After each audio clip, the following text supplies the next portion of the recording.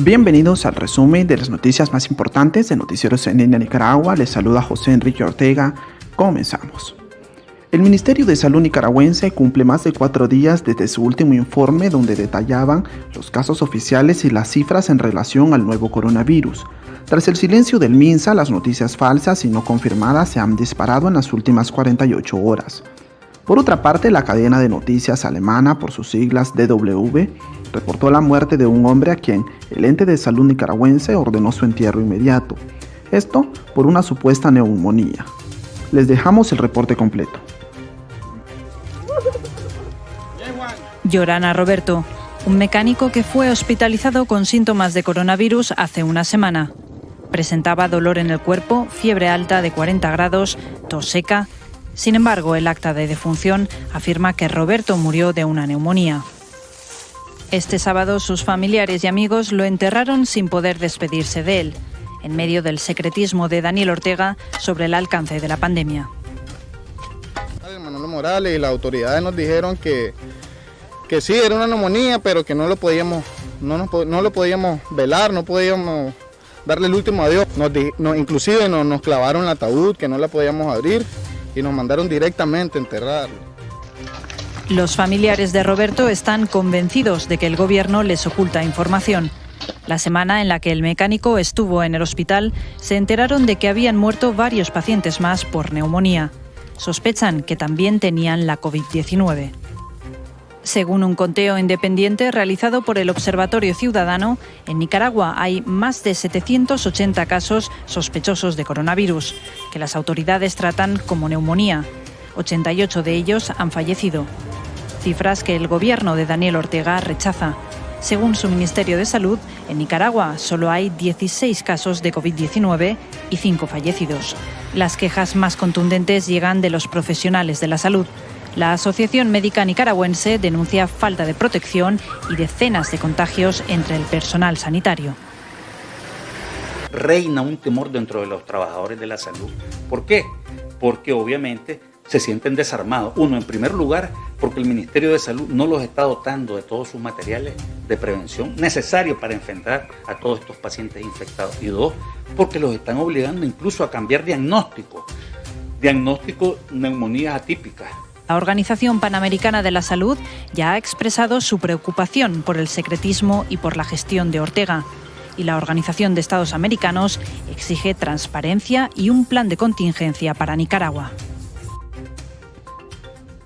El gobierno nicaragüense, liderado por Daniel Ortega, ha reportado al Sistema de Integración Centroamericana, SICA, que ha realizado al menos 26.000 pruebas de coronavirus desde que se oficializó el primer caso en el país el pasado 18 de marzo. Nicaragua, con una población estimada de 6.645.000 habitantes, ha realizado la prueba del COVID-19 al 0.39% de la población, el equivalente a 26.000 personas.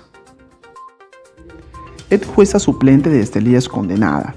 La abogada Violeta Sofía Gutiérrez Moreno, de 41 años, fue condenada a 1 año de prisión por el delito de falsificación de documentos en perjuicio del Poder Judicial, hechos ocurridos cuando ejercía sus funciones de jueza suplente del Juzgado de Distrito Penal de Audiencia de la ciudad de Estelí.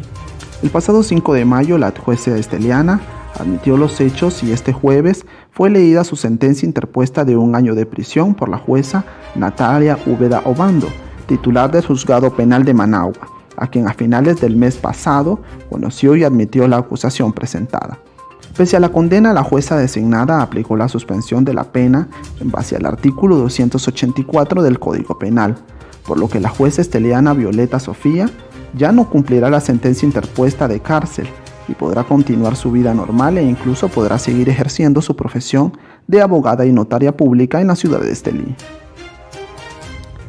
La Unión Europea sancionó este lunes 4 de mayo a 6 altos funcionarios del gobierno sandinista, entre ellos el director de la Policía Nacional, el primer comisionado Francisco Díaz, así como los comisionados generales Luis Alberto Pérez Olivas, jefe de la Dirección de Auxilio Judicial, que controla la cárcel El Chipote, Justo Pastor Urbina, jefe de la Dirección de Operaciones Especiales, y Ramón Avellán, subdirector de la Policía Nacional. Además de estos sancionados, también se encuentran Néstor Moncada Lau y la exministra de Salud Sonia Castro, Los 6 funcionarios sancionados por la Unión Europea ya habían sido sancionados por Estados Unidos. Además, Díaz, Castro, Moncada Lau también fueron sancionados por Canadá.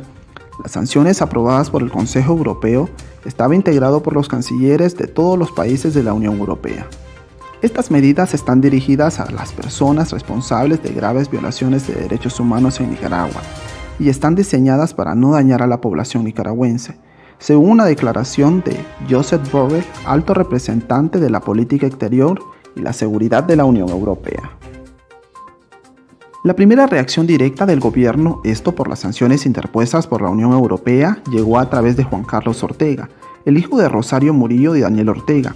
En un comunicado tardía por el aniversario de su movimiento 4 de mayo, el hijo de los mandatarios acusó a la oposición de vendepatrias y también llamó carroña a la Unión Europea y Reino Unido, quienes esta semana sancionaron a 4 altos mandos policiales y 2 asesores de Daniel Ortega, por ser responsables de graves violaciones de derechos humanos y ser los principales ejecutores de asesinatos, persecución, amenazas, torturas y la supresión de libertades públicas en el país.